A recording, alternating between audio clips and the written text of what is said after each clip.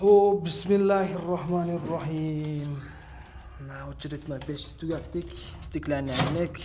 Легаровка. И легаровка есть легаровка. Паровоз. Систем.